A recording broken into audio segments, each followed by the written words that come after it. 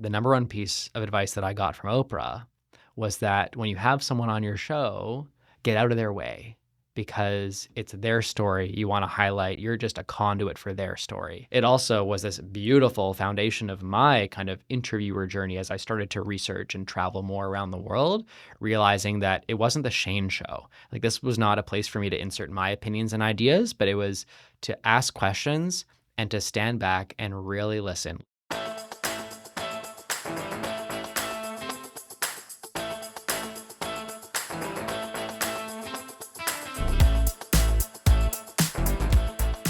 My guest today is someone who was handpicked by Oprah as one of her favorite authors and changemakers, as well as being recognized by the White House and the United Nations. It is the incomparable Shane Feldman, who is a corporate relationship expert and community builder who believes in the power of human connection. He is also the go-to expert for Fortune 500 companies like Google, Netflix, and Disney. In this episode, we talk about the importance of culture, how to feel seen and heard, the loneliness epidemic, and the cultural phenomena that is heated rivalry. If you think culture and corporate relationships are nice to have, this conversation might just change your mind. Shane, thank you so much for being here. I'm so excited to talk to you. And I'm so grateful because you're flying out tomorrow, I think. You're off. I'm always flying out somewhere, though. That's just how it works in my world. Where are you going? I'm headed to a chain of countries, so I'll be in about 5 countries in the next 3 weeks or so. In Europe. Oh, Europe? Yeah. Tell me where. This next string will be UK. I'll be in France. I'll be in the Netherlands. And then 2 surprise destinations that are yet to be determined. Okay. You know, it's really funny. I went to school in the Netherlands. Oh, yeah? I did my first year of university. And I had to leave after my first year because my grades dropped. I could not live the lifestyle. Be in Holland. I was in Den Haag. I was in The Hague. Could not be that close to Amsterdam and also study. So I had to physically leave the country. I transferred to University of Toronto. And I went from like the worst grades of my life to being on the dean's list. So I don't know what that says, but... You know, environment is everything, right? So if that wasn't the environment for you, and, you know, in contrast, for me, the world has become my classroom. Yeah. So, you know, as much as I do consider myself a very proud Canadian, proud Torontonian, love that I get to call Toronto and Canada home, I've spent the majority of my career traveling and exploring other places, immersing myself in cultures and countries in 100 cities, towns, and villages across 6 continents, divulging the things that we can all do every single day to build better relationships. So while that area wasn't for you because it was a distraction, for me, oh my gosh, my life is just diving into new places and figuring out what I can learn while I'm on the ground there. I don't have a professor looking over my shoulder at my notes, so maybe that was a shift for you. Yeah. But also it's part of who you are because you are essentially a community builder. Mm-hmm. You are somebody who believes that great leadership is built on great relationships. Mm-hmm. And you have this quote that I've heard you say a few times and I read, and it resonated with me because what you say in it is how we met, and it's also why you're sitting across from me on this podcast. So I'm going to read out this quote to you. Okay. Do you have any idea which one it is? I don't. Okay. Every interaction is an opportunity, and the choice is ours if we take hold of that opportunity or not.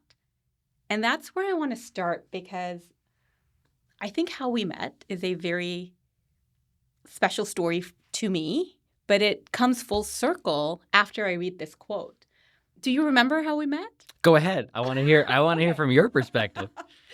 So you are part of a speakers bureau. Mm-hmm. They were having a Christmas party, and I must have been a handful of people invited that were not speakers. So it was raining cats and dogs. By the time I got to the party, my makeup was running, my hair was flat. And for some reason, I had dressed like I was going to the opera. I had on faux fur, I had on pearls, and I walked in and everybody was in corporate suits and it was a different vibe. I lasted maybe half an hour, 40 minutes, and I was like, I need to leave. I'm not feeling it. And as I was about to exit, I saw you across the room in your very sparkly, I think it was like a sequence jacket. You had on a Santa hat. And this saying popped into my mind when I saw you, and the saying was, your vibe attracts your tribe. And I looked at you and I was like, that is my people. I must walk over and say hello. I didn't know who you were, but there was this guy in a sparkly jacket, and I was there in faux fur. We were the only two people that weren't in sort of a black suit, and that for me was it. I walked over, I said hello, we had great conversation. Is that how you remember it? Yeah, I mean, I saw someone in a fabulous outfit. I didn't think your hair was flat one bit. And to me, I think those are the moments that so many people miss at work, in life. We live in this world that has, especially in recent history, prioritized speed and efficiency.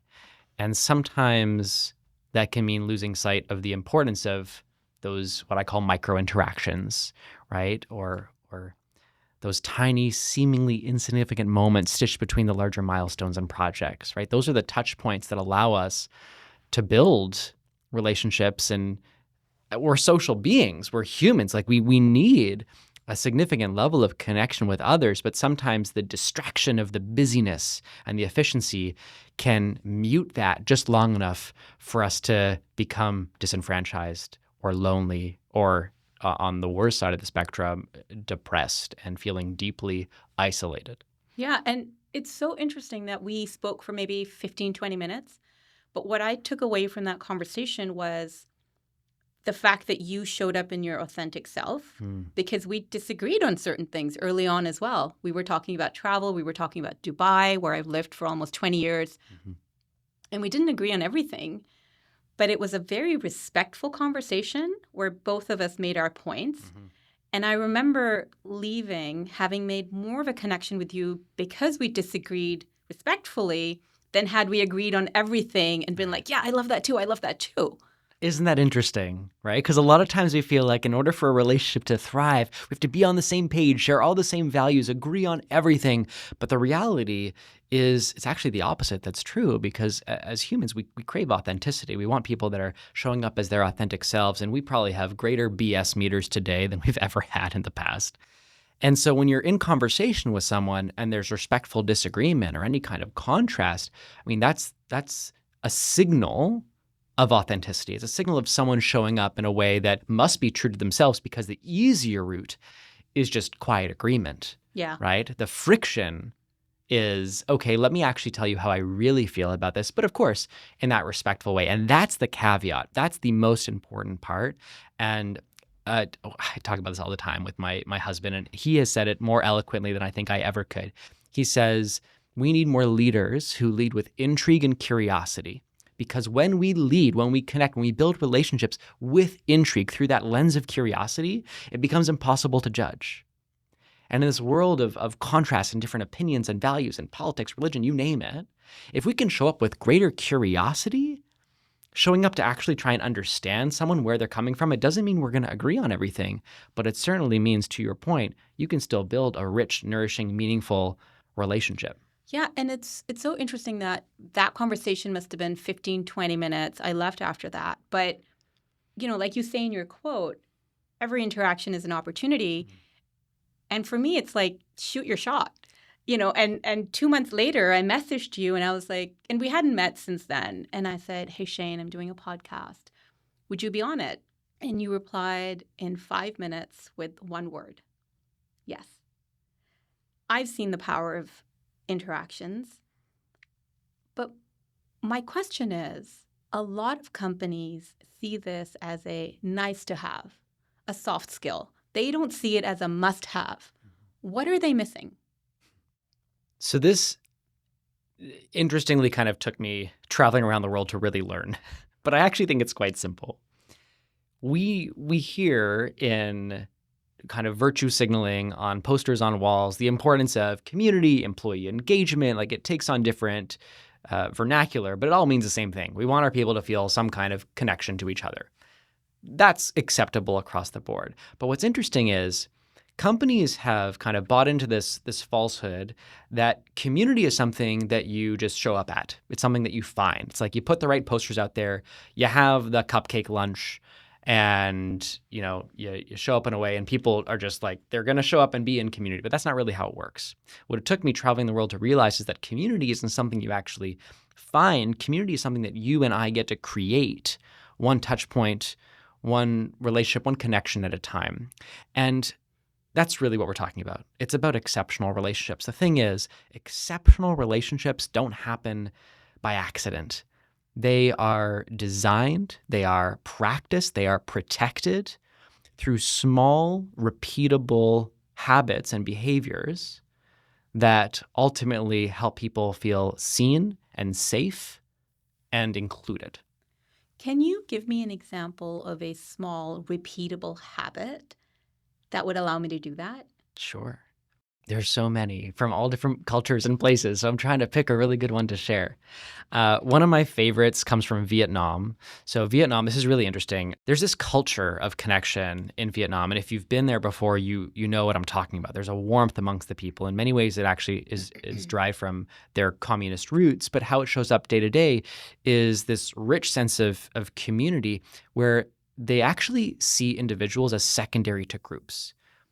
So they value collectivism as a country, and how that shows up is through the most fascinating group body language that I've ever seen. That's the only way I can describe it, group body language. So when you and I gather in a westernized context in the US or Canada, and we're gathering at an event, social event, networking event, a conference, we gather with people that we know, and we always form circles, these tight circles where we're catching up with people that we know. That's commonplace group behavior. In Vietnam, no closed circles. They're always open circles, kind of like half circles.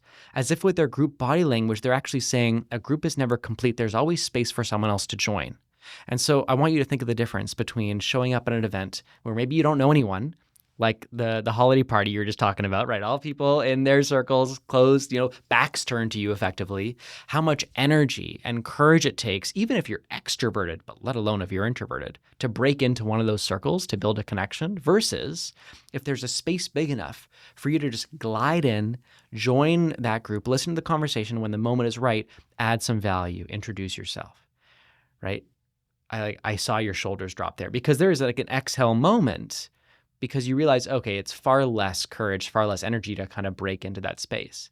So when we flip that on its head, what are we doing in corporate environments today to make sure that we're not part of those circles?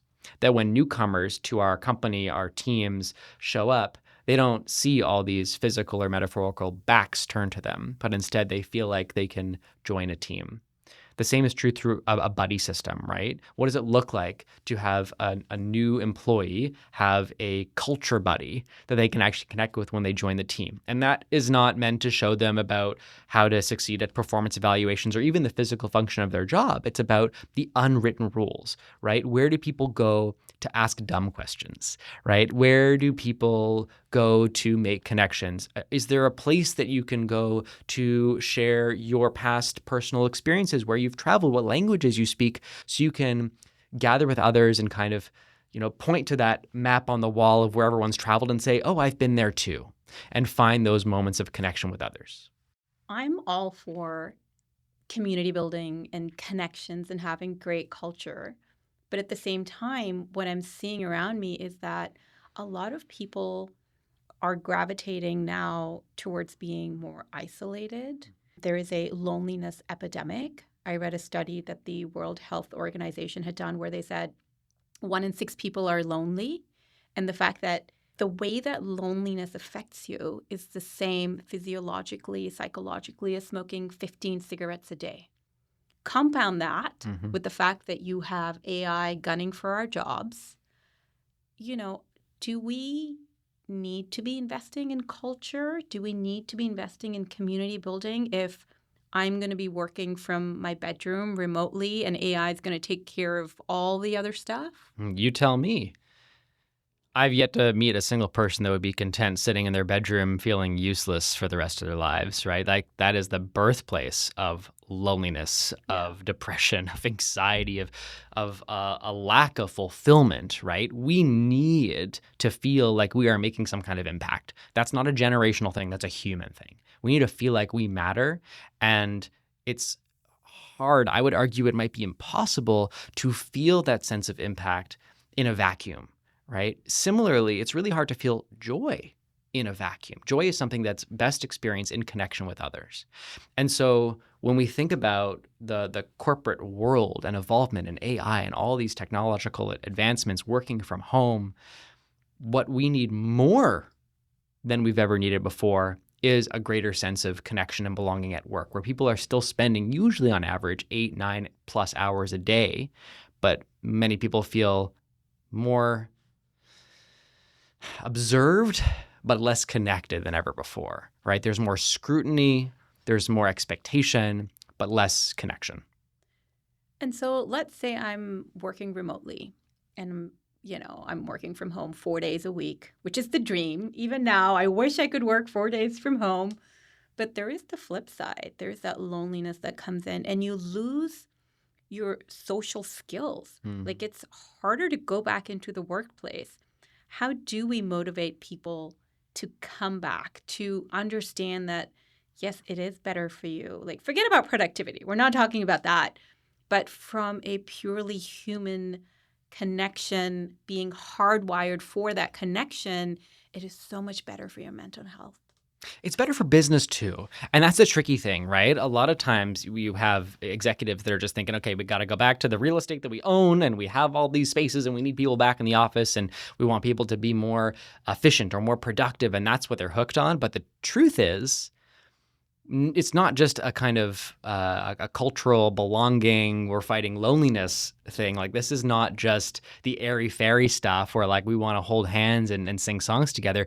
It's actually about unlocking greater performance and greater productivity, greater creativity, right? So when we're back in these office environments, the question isn't how many days a week or how many hours a week are we spending there, but it's what are we actually doing now that we have this opportunity that we're back sharing space with each other? Are we sharing meals, right? Are we going on walking meetings with people, changing our scenery, sparking new neural pathways in our brains that allow us to be more creative problem solvers? Are we taking advantage of those in-person opportunities? Or what I see more often, unfortunately, are people going back to offices and sitting down at computers all day for 8 hours, staring at a screen instead of actually interacting with one another. And isn't one of the biggest problems that companies are facing right now the fact that, 1 in 2 people are either actively or passively looking for a job?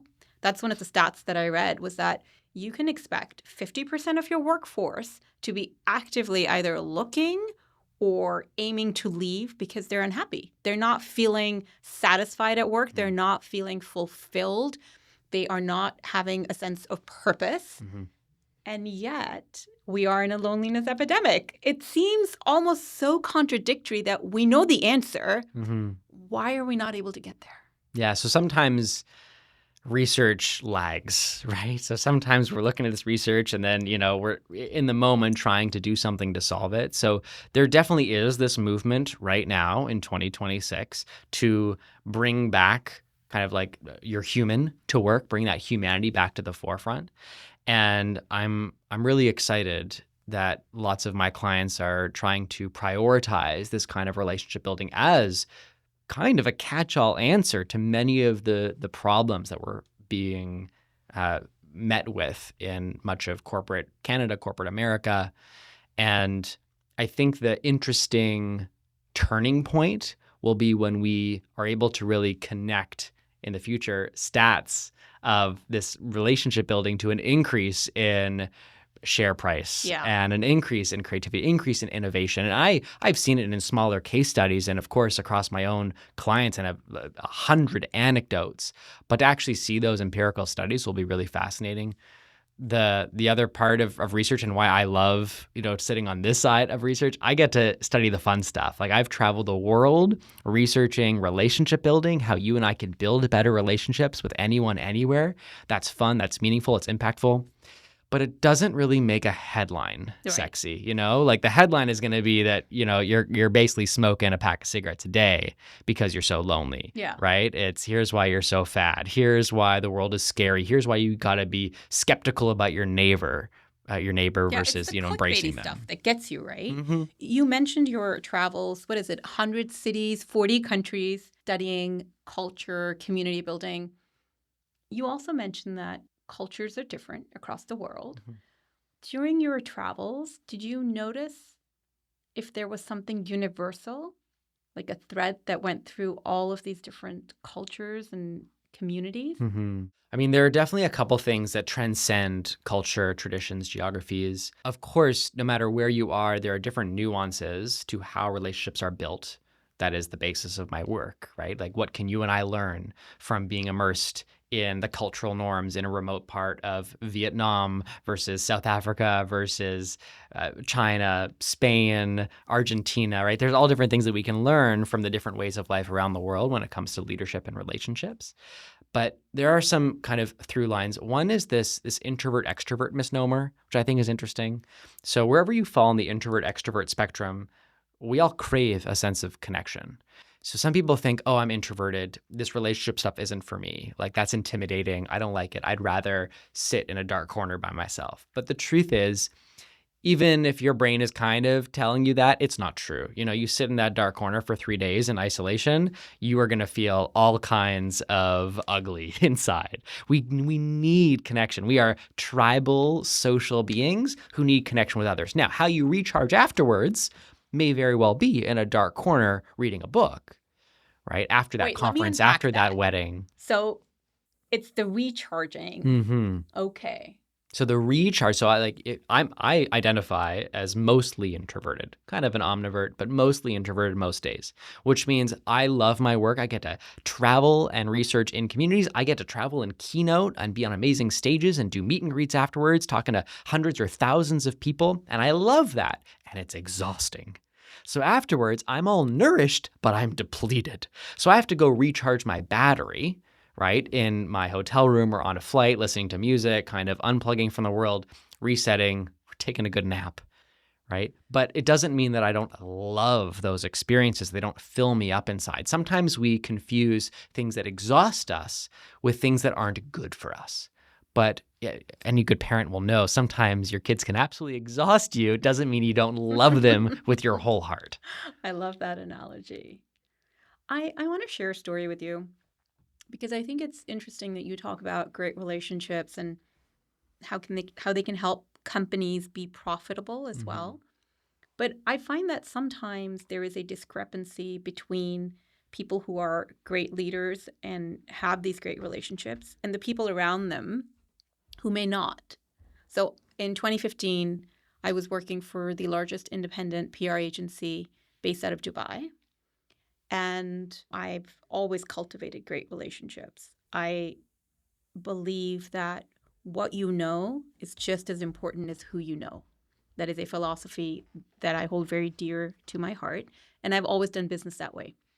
I've invested time in knowing my craft, but also meeting people. And I remember after about a year at this agency, my boss's boss came to me and said, I need you to calm down a little bit. And I was like, well, what do you mean? What do you mean calm down? And he goes, look, you're doing great work, but the reality is you have so many relationships with people outside of the company that they're almost seeing you as the face of the company. So I need you to give a little bit of shine to your boss and then the people around you. And my answer was, I've built these relationships. Some of these people I went to school with, some I've worked with in the past, some of these people I've babysat their kids. So it's very difficult to kind of hold yourself back. And he said something to me which I felt was such a great insult. He said, well, right now you're turning into a socialite. And I thought, oh, that hurts because everything I do is in service of my craft. Especially in PR, you need to have a really strong black book and you have to work at it. You have to cultivate these relationships. And I remember feeling very out of place where the fact that I was going above and beyond, that I was building these relationships, that I was hosting events that would bring other people together, unfortunately was seen as tarnishing someone else's shine. And I just think that maybe the agency wasn't ready or the culture wasn't ready to have superstars or to have people who believed in the power of relationships before the company caught up with them. For anybody who's in that situation, what do you think is a way forward for them? Well, you don't want to dim your shine, right, to help someone else seem brighter. Right? That's kind of a losing strategy. No one's going to win at the end of the day down that path. What I would suggest is there something that you can do to help elevate others without dimming your own light? Yeah. Right? How can we try and bring others onto our relationship train with us instead of just trying to climb higher ourselves? Yeah. So this also goes hand in hand with building trust, which obviously, like, you can't talk about relationships without talking about trust building. It's probably the most common question that I've been asked by audiences around the world is, how do you build unbreakable trust, right? How do you build a relationship that is built on that firm foundation? And I've kind of searched for different answers in my travels and research. And the best answer I actually found from an 8-year-old in Catalonia, the region of Spain. And I was in Spain for, at the time, it was the very first Castell tournament post lockdown, and this was in 2021. And Castell, if you haven't heard of them, I highly recommend you go to YouTube and you search Castells in Catalonia. But it's an ancient tradition. It dates hundreds of years.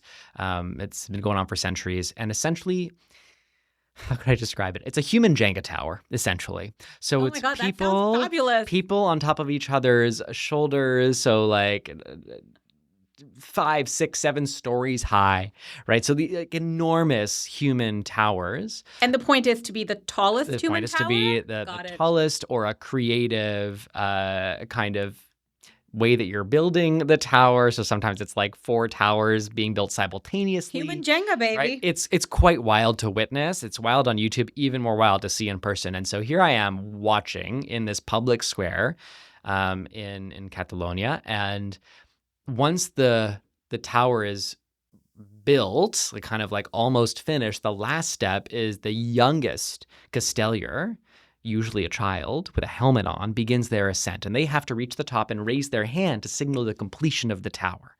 And I see this 8-year-old girl with a helmet on begin her ascent, attempting to reach the pinnacle of this Castell.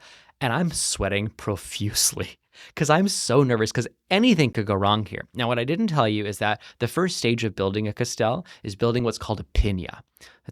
It means base. So it's basically dozens, or sometimes the bigger ones, hundreds of people with locked arms, elbows, weaving themselves into this well-planned formation, this big base. Hundreds of people? It could be. Okay. Yeah.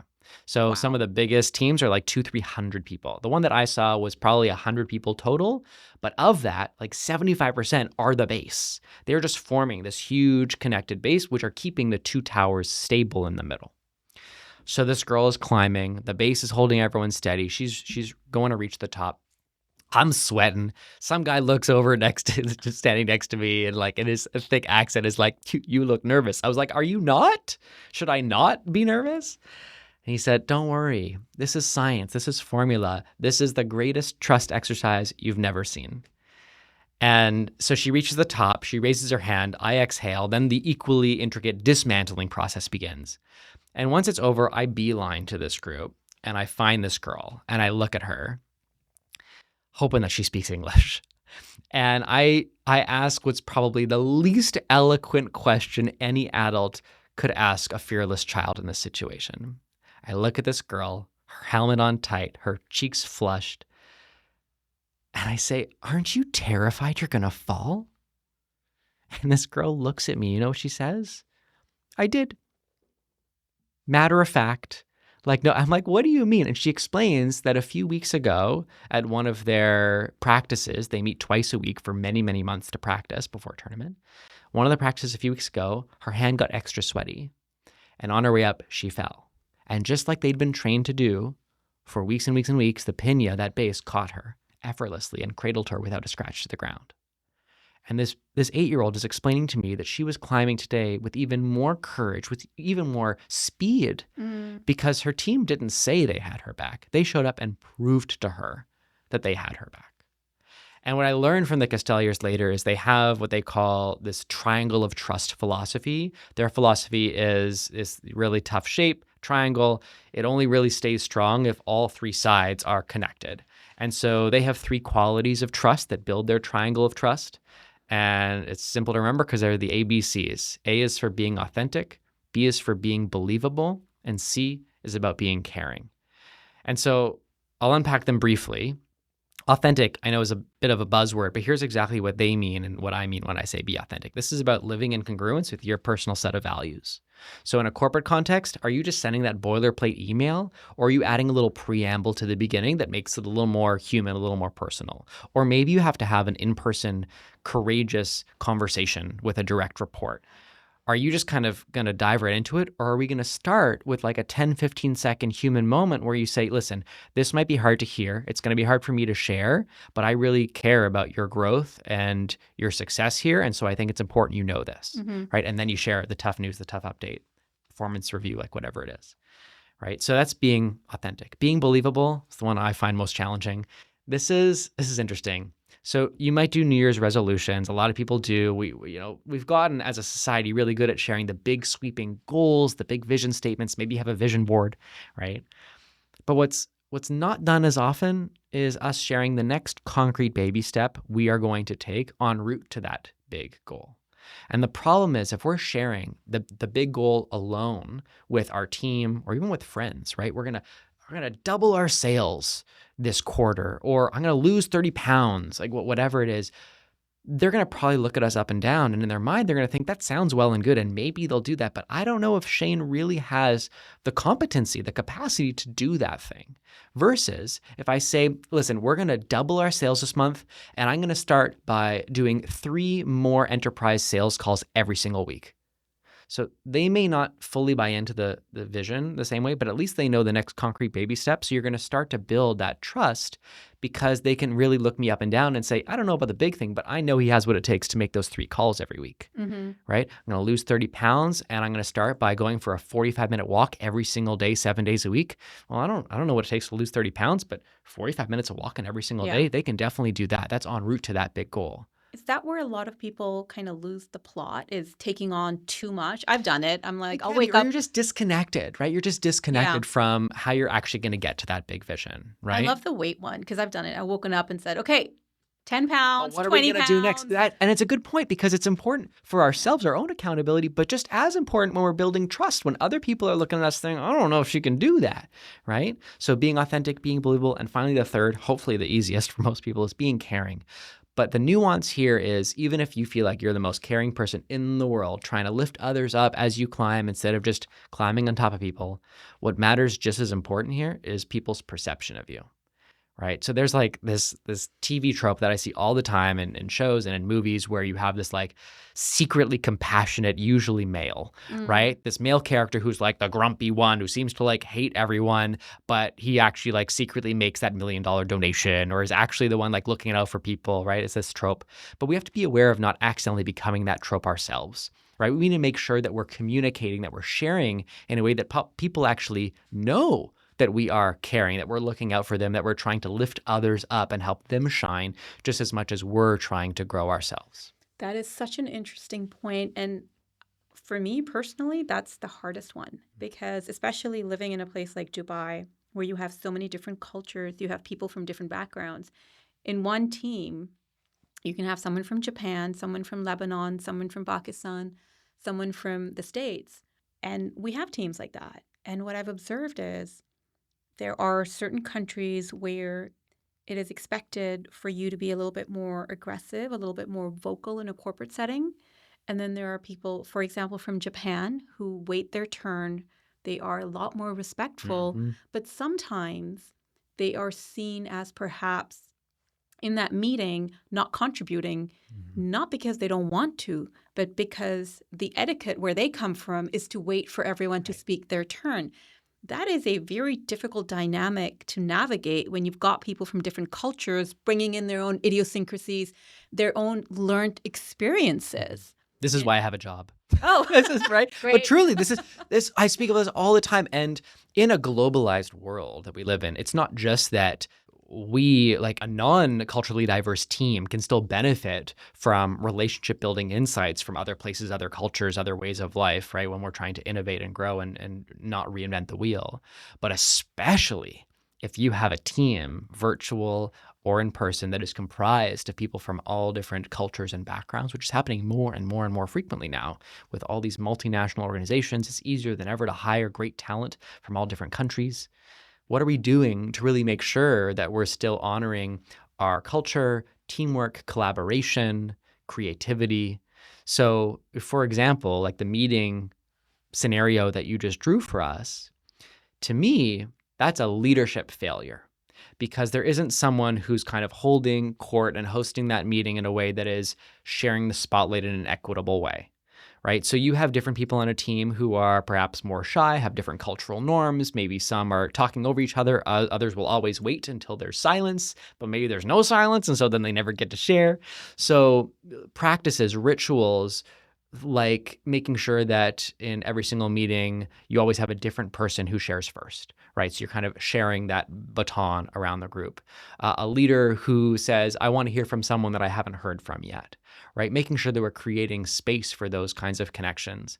And the same is true on the flip side of recognition, right? We have a lot of leaders out there who just like to slap one recognition policy across the team because it's easy, right? We send that bonus or we send that gift or, we write that congratulatory email to the all hands email list newsletter.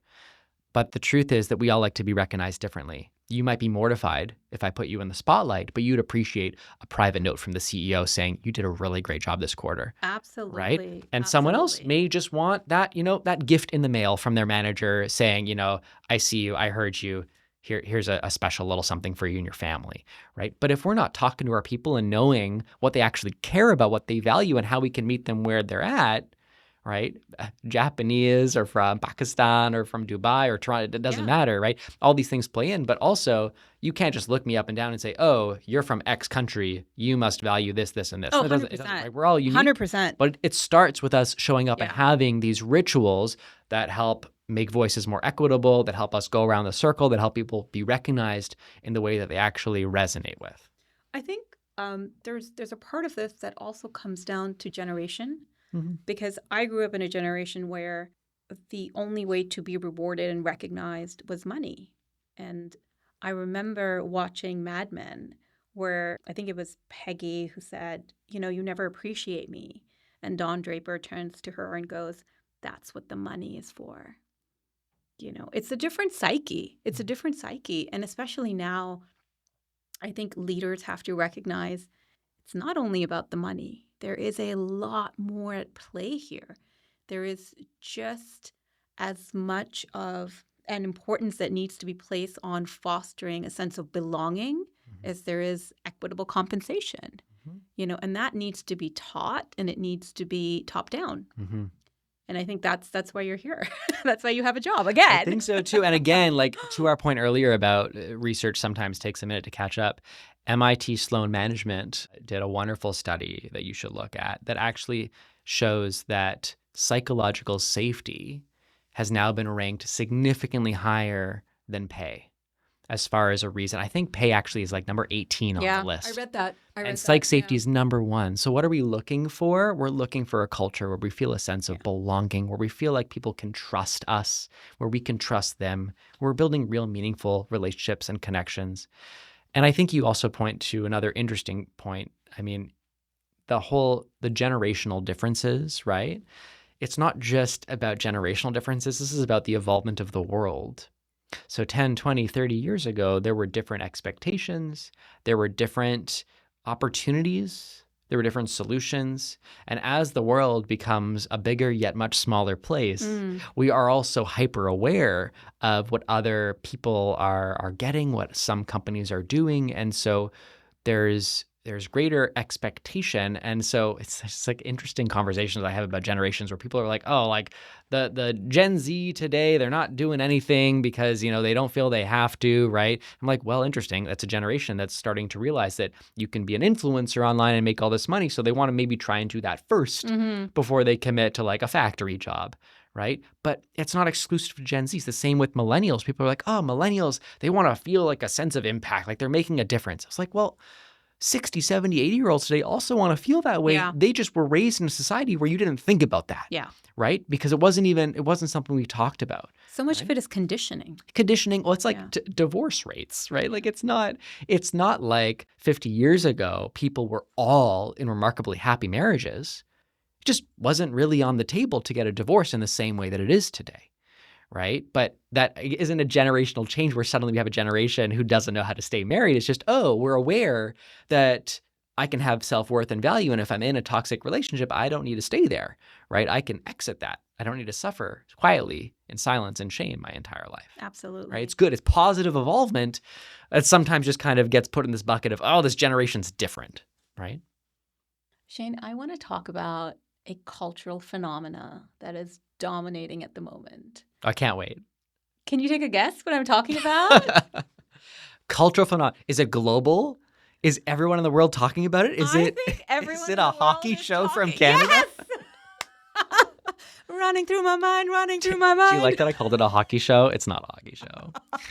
The hockey show from Canada. Love it. It is a cultural freaking phenomena. It's and a moment. So. It's a moment, yes. All Connor hail and Jacob Hudson, and Jacob Tierney. Jacob Tierney, the creator. Like, give them truly. their flowers. Give them their flowers. This show is transcendent. It is not what you expect. And when I saw it, people had talked about it so much that I was like, it can't be that great.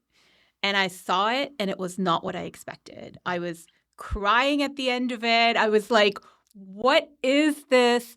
But I also think the way that people have connected to it, the way that there is a movement around it, what can companies learn from this tiny little Canadian show called Heated Rivalry that is globally dominating? So what a lot of people don't know is Jacob Tierney, when this is the creator of the show, yes. like he discovered Rachel Reed's book and was like, yes, this is going to make a great TV show. Thank goodness for Jacob, who decided to do that. And he went and started pitching networks, as you do, like trying to get a network to sign on, figuring out distribution channels, and finding the money, right, to produce this show. And he got some really lucrative offers who wanted all kinds of red tape and boundaries and kind of corporate say at the creative table. And then he, and Jacob's Canadian, he got an offer from a very small streaming service in Canada. I mean, small, relatively speaking, on the global stage of distributors. You're talking about Crave? Crave, yeah. Yeah. And they gave him creative freedom. Like, do your thing. So a lot less money than what some of the other guys were offering, but full creative freedom to do something that he really felt was what this story called for. And he took that deal. And so I think of that, and I think of the number of instances that we have companies that are doing what they feel like is going to help them reach the dollar figure that they're looking for. And we also have companies that are trying to kind of mimic these big budget players instead of doubling down on what you as the small guy at the table have to offer, which is usually you can get real good at relationships. You can get real good at actually showing up, focusing on those core human assets and connecting with viewers in a meaningful way. Like the way that Jacob was able to show up, he went all in on this very niche market and said, this is for you, right? This is like, he gave them ownership over what he was doing. And in doing so, he activated this remarkable army of unpaid marketing interns, essentially, who helped this show go viral in the way that it has, right? But if he had made concessions, if he had tried to make this something for everyone, ironically, it would have probably failed. Yeah. But in going all in on a very niche market, on trying to stay really focused on a very key avatar, key demographic, and giving it his all, he was able to unlock something really special that people cared so deeply for. And so what's interesting is, like you said, you bought in because of all this hype. And so you watch it like many people in the world because of all this hype. What's interesting is I was one of the early adopters, right? So I've been tracking this show since it was being workshopped more than a year ago. What? Like, I knew when this was greenlit. I knew, and amongst my friend group, like lots of people in the queer community were very aware of this show being developed, and we were celebrating it, especially in Canada, right? Because it was going to be something special. Even if it wasn't great, we were just excited to get more content, because even today, there is a lack of really quality queer content. And we were excited for it and tracking the show and feeling really optimistic. And, they casted these really handsome unknown actors that, we were really optimistic about. And obviously, you know how it turned out. Hudson Hudson and Connor and Francois and so many others. Sorry, there are others. I'm just obsessed with those two. They're all so wonderful. And that's kind of the other lesson that I took away, that I think a lot of companies can. While some of these actors had certainly had other credits to their name, none of them were A-listers, right? Because Jacob couldn't afford A-listers, right? Yeah. But when you hire people who are hungry, who feel like they need to prove themselves, they're going to usually give you a lot more than someone with a stacked resume. And so what Jacob did, and what I think we can all do in a corporate context, is hire those hungry people and ultimately hire based off of character instead of resume. Because the truth is, you can train on skills. You can train someone to speak Russian or with a Russian accent. You can train on all the skills, but you can't train on integrity. Yeah. And kudos to him, because to turn down that amount of money, which he did, there was a lot of money being thrown at him. And it's scary because you don't have the other alternative right in front of you. You kind of still have to go out and sell your wares as it were. Yeah. You took a huge risk, right? And it paid off, right? Big risk, big reward. It takes a lot of bravery, I have to say, Absolutely. because especially in business, we're always looking at opportunity costs. We're always looking at, okay, well, if I don't do this, I'll do this, but this is the safer method. Oh, but I have to give up creative control. It takes a lot of courage to stand your ground and say, no, I'm going to starve for a couple of days, but I'm not giving up my integrity. My friend Michelle Poehler is a wonderful human and author of a great book called Hello Fears. She has this beautiful saying that she uses all the time, and it's meant to help her face her fears, but I also think it has great corporate applications. She says people have to stop asking what's the worst that could happen. Instead, we should be asking ourselves, what is the best that could happen? Yeah. Right? What is the best that can happen? And I think when we ask ourselves that question, and we also have a firm hold on our personal set of core values, what do we actually care about? Right? We can go to bed and sleep through the night effortlessly because we know we've given it our all in line with our personal core values. We know what the best thing that could happen is. And if it doesn't pan out the way that we hoped and dreamed, it hopefully isn't like debilitating. Like we're not talking about life or death decisions. We're talking about risks and huge opportunities, right? But if we just start settling for what's safe, for what's comfortable, we're never going to reach the potential that we're born for. And you're going to be unhappy because you know when you've settled. Mm-hmm. Shane, I have 2 more questions for you, but these are questions for me. These are things that I want to know. Okay? Ready? So my first question is, if you were stranded on a deserted island and you could bring 1 book, 1 item, and 1 person, what would they be? Let's start with the book. Let's start with the book. I was going to the human out of the way is obviously my husband. No, it can't be your husband. That's an obvious choice. It has to be someone else, dead or alive. We're not going to do hubby because that is a... What are these rules? That is... Nope. We're going to go... All right. I guess it's Connor's story. I guess Connor's story is joining me on the island. Oh, I love that. You might have a fight on your hands with that one. My husband will approve. It's okay. A book. The Alchemist, probably, because every time I read The Alchemist, I learn something new. That's a great It's a classic. And I also like that it's, as much as you can learn from it, it's a fiction, right? So it's a really wonderful read. And then you said an object? I said a book, a person, and an object. An object, yeah. The object will say a lot about your personality. Will it? So this is interesting. I'm trying to come up with something clever, but you know what keeps coming into my mind? Like what I really want to say? Toothbrush? My pillow. My I can pillow. see that. Because I'm like, interesting. Like I'm on this island. I'm a really good sleeper. I think Yeah. sleep is so important. And I'm on like over 100 flights a year. And sleep is so, so important for physical health, mental health. I'm like, well, I still want to work out on this island. I want to make sure I'm like eating well, taking care of myself.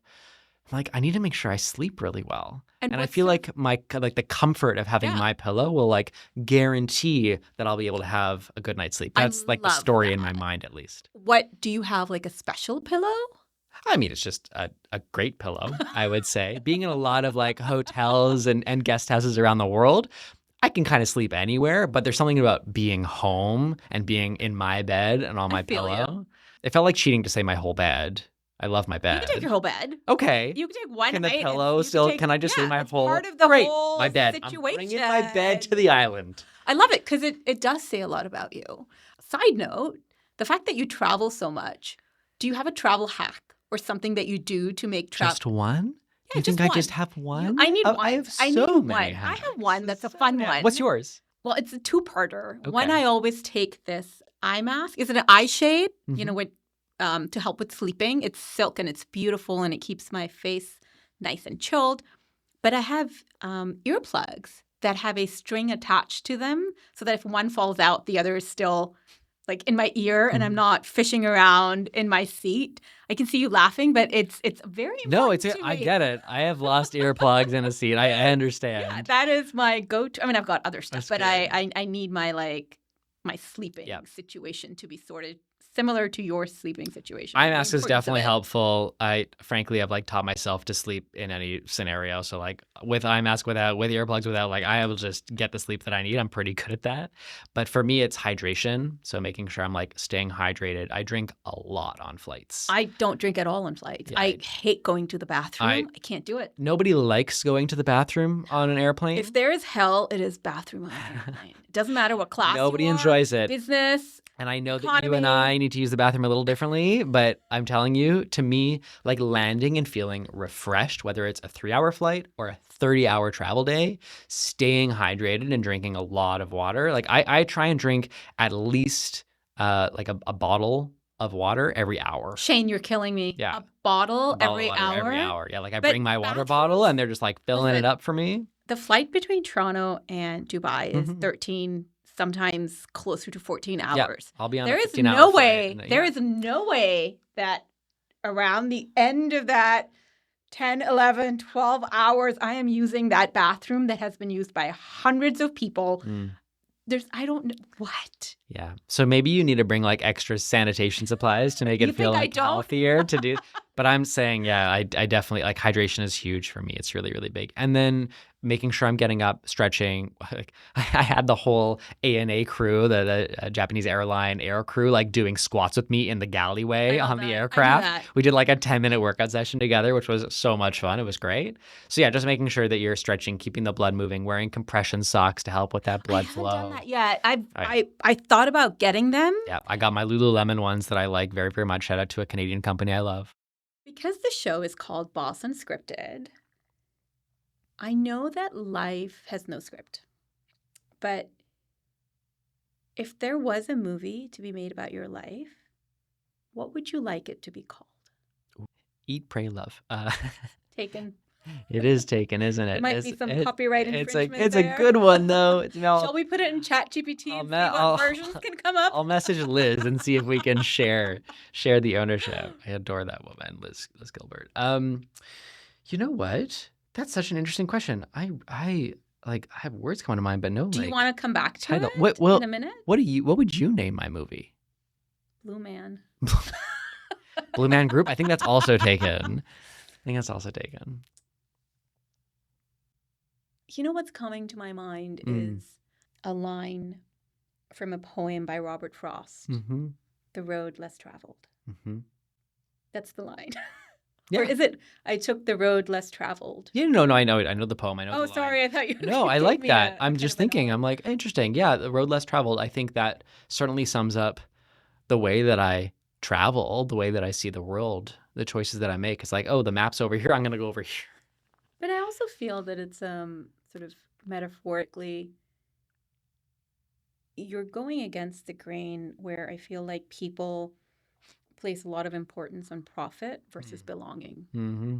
So in a way, I feel like you're going against the grain, but at the same time, the trend is changing. Mm. So when I look at you, I do look at someone who's taking the path less traveled. But again, it's not my question. It's your question. I like that. I'm going to steal it. We have to ask Mr. Frost. Are we out of creative juices here? By the way, That's a deep question. That's like, that is a that's a deep hard thing to just like, the name of my movie. I should have prepped Maybe you when better. we like publish this, it can be like in the comments, please suggest the name of my movie, and we'll crowdsource, and then maybe someone will steal your idea and maybe send you a royalty. Listen, all I know is that you have written a book that was handpicked by Miss Oprah Winfrey, the OG herself. Was one of her favorite things. Shane, I can't. Like, I'm dying. What was that experience like? I fell off my chair when I found out.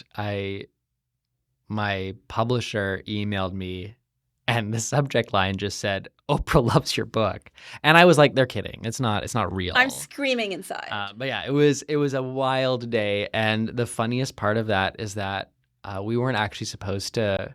The book hadn't been released publicly yet. How old were you? That's a good question. I think I was early 20s. You're a baby. 24 maybe, something like 25. Yeah. And so I remember, they like, I saw that. I was like, but the book isn't out yet. And she had been sent an advance copy, I guess, but it was part of like a collection. And so we actually had to push up the release of the book by a month because she announced this. And we're like, oh my gosh. Okay. So that was wild. So you think that publishers have like all the things written in stone, like it needs to be released on this day, but then Oprah says something and everything changes. So there you go. The woman has power. I mean, I fell out of my chair when I read that. I saw this long list of accolades and things that you've done and traveled, and literally, I was like, okay, great, was me kind of ticking it off, and then I got to Oprah, and I was like, excuse you, like what? The Queen. Oh my Mm-hmm. God. And Fabulous. inadvertently, and I've not met Oprah in person yet, but one of the best pieces of interviewer advice I ever got was actually from her. Inadvertently, I was on Dr. Oz years ago, and he came into the dressing room to see me beforehand and said, I just want to tell you the number one piece of advice that I got from Oprah was that when you have someone on your show, get out of their way because it's their story you want to highlight. You're just a conduit for their story. And he said, I want you to know I'm here just to listen and to be a conduit for your story today. And while that proved to introduce a really wonderful interview that I got to have on Dr. Oz's show, it also was this beautiful foundation of my kind of interviewer journey as I started to research and travel more around the world, realizing that it wasn't the Shane show. Like this was not a place for me to insert my opinions and ideas, but it was to ask questions and to stand back and really listen to digest, listen to understand, embrace the silence after a question, and just allow other people to shine in their own stories. So I'm so grateful in like a hopscotch inadvertent way for Oprah for sharing that incredible piece of advice with me early And on. we're putting it out in the universe that you're going to meet her soon. No doubt. In fact, we had a call the other day, and I was like, Shane, if I touch your hand, like this hand will then touch Oprah. So I've touched Oprah. And I remember you being like, weirdo. Like, what are you saying? And I was like, no, I'm a super fan. But I am really wishing it into existence for you. Well, I'm going to be around for your Oprah interview. Thank you so much. Thank you. And I'm going to wait for you to let me know later what the title for your script is going to be. The movie, we're going to crowdsource it. So in the comments, you send in your movie suggestions, and we might pick one from the podcast comments. I feel like you've been media trained so well. I love it. Shane, thank you so much. It's been a pleasure. Thanks for having me.